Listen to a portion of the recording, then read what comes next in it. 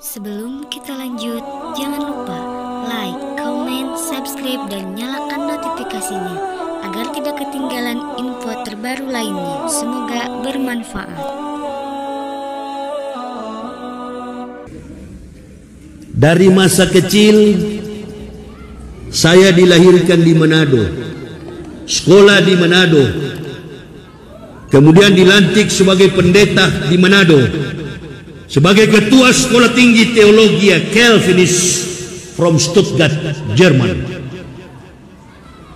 Jadi saya tumbuh dalam lingkungan yang bukan Islam. Manado itu bukan Islam, dan Manado beda dengan Batak. Batak, orang Batak, saya sering ceramah di Batak, di Sumatera Utara. Orang Batak itu yang bermarga, mayoritas agama mereka adalah 75% orang Batak itu agamanya Islam. Salah kita selama ini. Ketika ada orang marga Nasution identik dengan Kristen, salah. Orang Batak itu ada marga Lubis Kristen, ada Lubis Islam, ada Simanjuntak Kristen, ada Simanjuntak Islam. Saya punya marga, sudah dengar tadi. Nama saya Yahya Waloni. Nama Yahya ini bukan nanti saya masuk Islam. Nama saya di ijazah, nama saya di akta kelahiran Yahya. Nanti masuk Islam, nama saya ditambahkan Muhammad Yahya. Orang yang membimbing saya masuk Islam namanya Kiai Haji Komarudin Sofa, Ketua MUI Sulawesi Tengah Toli-Toli. Kiai Haji Yusuf Yamani, output dari Tebu Ireng dan output dari Gontor. Pak Yahya, kami akan sunat Bapak, kami akan Islamkan Bapak. Siap Kiai. Adakah nama Bapak ini Yahya? Betul, nama saya ini Kiai. Dan ini rekomendasi saya dari gereja. Nama saya memang Yahya. Orang tua saya menamakan saya Yahya. Orang Manado kan biasanya namanya Stephen, John, Frederick, Matius, Markus, Spiritus, Captikus, Tikus. Tapi nama saya kok nama Islam? Saya tanya sama ayah saya, "You kasih nama saya Yahya." "Ya." "Bukankah itu nama orang Islam?" "Begini," kata bapak saya, "waktu kamu lahir,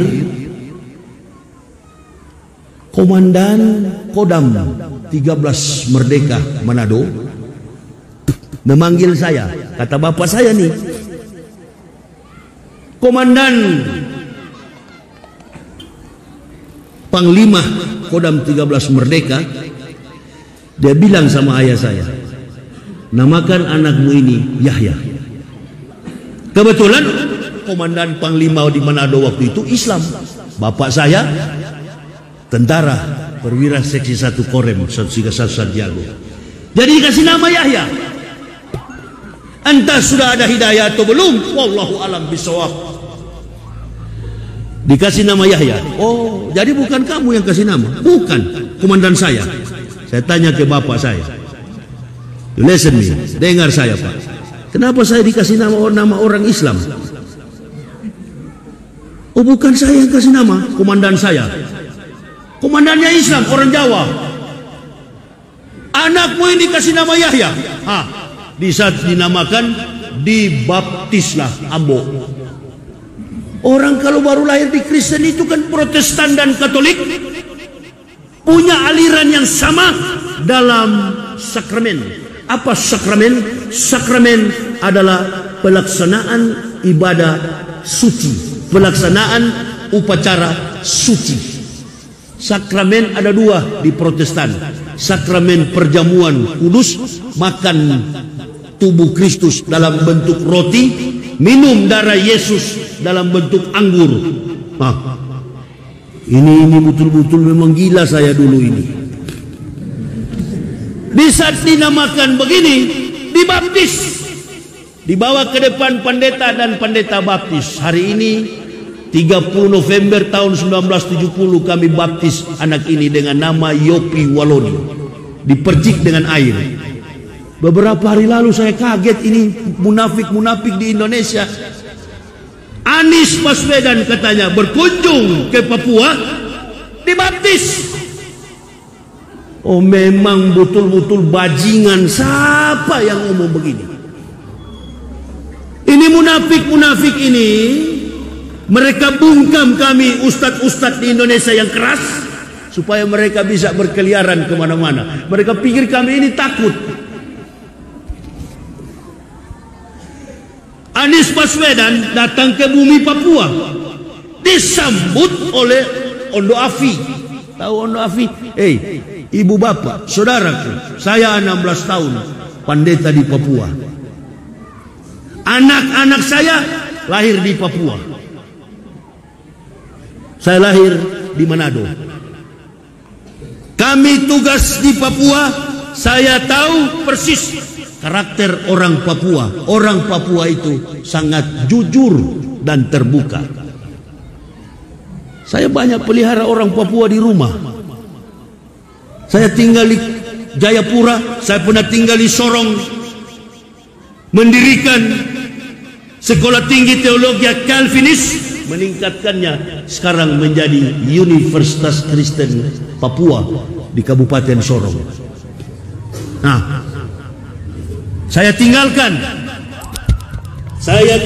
semua itu, saya masuk Islam.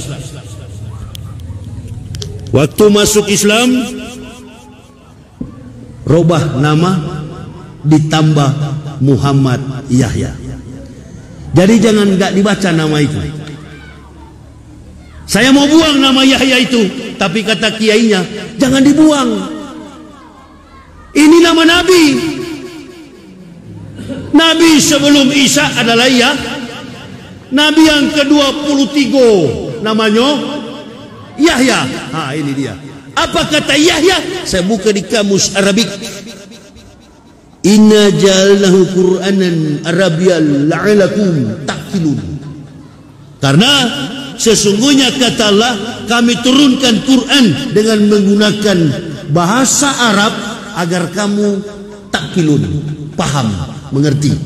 Oh, grammarnya, hubungan huruf double-nya, diftongnya, sampai kepada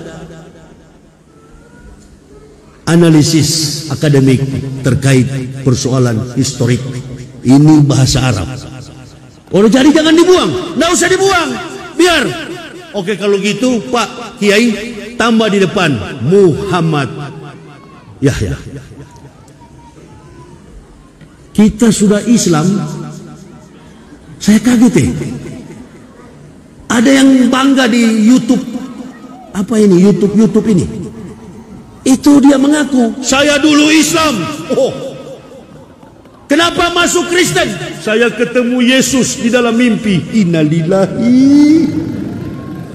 Saya puluhan tahun dari kecil orang Manado asli, pendeta, keluar dari Kristen. Ente masuk Kristen. Innalillah. Allahu Akbar. Jadi jangan bilang bisa Bu, berat Ibu.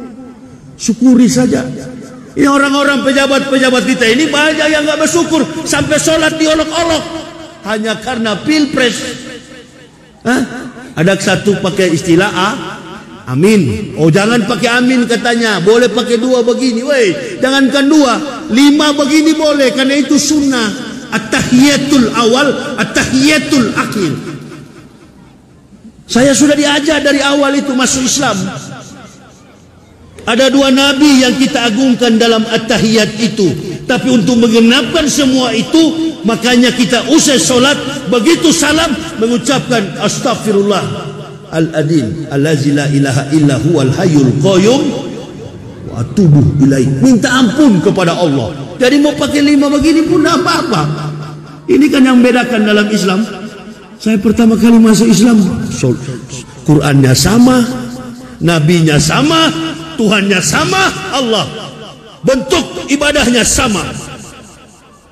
Jumlah rokaatnya pun subuh 2, zuhur 4, asar 4, maghrib 3, isya 4. Ditambahkan minal lailah fatahajat bihi, separuh malam solat tahajud, sunnah Rasul. Tapi semua sama. Mana yang beda? Jari yang beda. Ada yang lurus begini, ada yang goyang-goyang nakal begini. At-tahiyatul mubarakatuh salawat thayyibatu lillah. Ada yang cungkil-cungkil begini juga. Ayo. Salah atau tidak ini Ustaz? Enggak, mau begini boleh. Mau salto ke plafon juga boleh. Asal waktu antum salto ke atas jangan ganggu di kiri kanan. Kok terlalu repot? Islam ini sederhana, enggak ada yang berat. Ada bapak di Bandung bilang begini sama saya, Ustaz, ente masuk Islam? Enggak, saya bilang, saya enggak masuk Islam. Loh, katanya Ustaz masuk Islam. Enggak mungkin, mustahil. Orang kafir masuk Islam, mustahil. Islam yang masuk ke saya. Karena saya sudah tahu hatinya dia, saya sudah tahu ini orang punya otak. Dia mau uji saya. Apa dia bilang? Ustaz tahu enggak? Islam ini susah Ustaz. Oh, hati dan pikiran saya langsung, inilah golongan munafik. Kau yang merasa susah dengan Islam ini, lalu kau ukur orang kafir yang masuk Islam. Ini kan kata penyanyi Adam Brian atau siapa dari Scorpion bilang, don't let me down. Kalau bicara jangan lemahkan orang, don't let me down. Ini yang terjadi sekarang. Penakut menghadapi lawan, pengecut menghadapi musuh, penakut menghadapi kafir dan munafik. Lebih berani kalau berhadapan sama-sama Itu watak orang Islam sekarang ini. Beda dengan Islam-Islam yang dulu. Bagaimana perjuangan Buya Hamka, kiai-kiai yang lama. Coba buka di media sosial. Ada kiai yang diseret ke partai sana, ada kiai yang dibawa ke partai B, partai C, lalu pura-pura pidato di depan masyarakat. Jangan dibawa-bawa ke politik, dia sendiri berpolitik. Kami ini mati-matian mendukung Anies Baswedan. Tapi Ustaz, kalau ada partai Golkar datang ke sini, Demokrat, bukan urusan saya. Yang kami dukung adalah Anies Baswedan. Lalu orang-orang awam bilang begini, kalau Anies Baswedan jadi presiden, partainya cuma 3. Partainya beliau ini, Gus Piarman punya partai namanya Nasional Demokrat. Kalau nasa berapa persen di parlemen beliau Pak Gus? Berapa persen itu Nasdem? Ada 10%. Enggak sampai ya? Enggak sampai 10% Nasdem. Baru yang kedua adalah PKB, Partai Kebangkitan Bangsa. Dan yang ketiga, partai-partai kecil sebenarnya ini, PKS mungkin 7 atau 6% ya. Berarti kalau di semuanya ada, nggak sampai 30% kan? 23, nggak sampai 30%. Lalu orang awam mengkalkulasi dengan logika yang pendek, yang tidak pintar. Bagaimana ya kalau Anies jadi presiden? Siapa yang akan membantu Anies dalam pelaksanaan eksekutif? Sementara di legislatif mereka bengkak, partainya besar. Woi, watak orang Indonesia itu, di mana ada gula, di situ ada semut. Dan itu Allah yang buat, bukan kami para ustadz. Kami dukung Anies karena ustadz itu, di mana langkah kebenaran itu, ustadz selalu di situ. Dia nggak boleh di orang punya istilah politik ini, Pak Agus. Apa namanya, Pak Happy tahu nggak istilah politik independen? Yang perlu independen adalah wasit. The referee becomes a player. Tapi kan Bapak tahu, wasit sudah jadi pemain. Apa istilah orang Jawa punya istilah? Cawe-cawe. Saya bukan orang Jawa, saya orang Manado. Saya orang Sulawesi. Bapak saya bekas tentara, pensiunan tentara.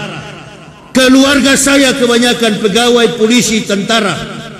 Kami dilahirkan dari keluarga terhormat. Keluarga saya ada yang sekda, bahkan kakak saya dan Ramil, ada yang kapolsek, saudara-saudara saya. Waloni itu termasuk disegani. Nah begitu juga ketika kami masuk Islam, latar belakang kehidupan kami jelas. Bikin negara kita kacau karena pemimpin yang tak jelas. Tanggal 31 Desember 2023 akhir tahun kemarin, saya diundang keluarga Anies Baswedan di keluarga besar beliau Kabupaten Kuningan, Jawa Barat. Saya bertemu dengan keluarga Anies Baswedan. Diperlihatkan oleh orang tua Anies, omnya Pak Anies Baswedan. Ustaz, ini ranjang Anies dilahirkan. Menangis saya lihat. Ini Ustaz, ranjang Anies punya tempat tidur selebar meja ini. Kecil sekali, mejanya kecil. Saya lihat spraynya, Allahu Akbar. Perumahan, rumah yang sangat sederhana. Seorang sang kandidat yang jujur dan amanah, insya Allah. Saya tanya, Pak Anies sering ke sini? Kalau Pak Anies ke Jawa Barat, ke Kuningan, dia nggak mau di hotel. Ini tempat tidur beliau. Dari masa beliau dilahirkan sampai beliau kecil, ini tempat tidur beliau. Baru mereka pindah ke Jogja. Saya dibawa keluarga Anies Baswedan. Saya nggak pernah ketemu Anies Baswedan. Apa Ustadz pernah ketemu Anies? Enggak. Dulu kita perjuangkan Prabowo, 6 kali saya diundang, saya nggak pernah datang. Karena kalau kaki seorang pendawa sudah di pintu pejabat,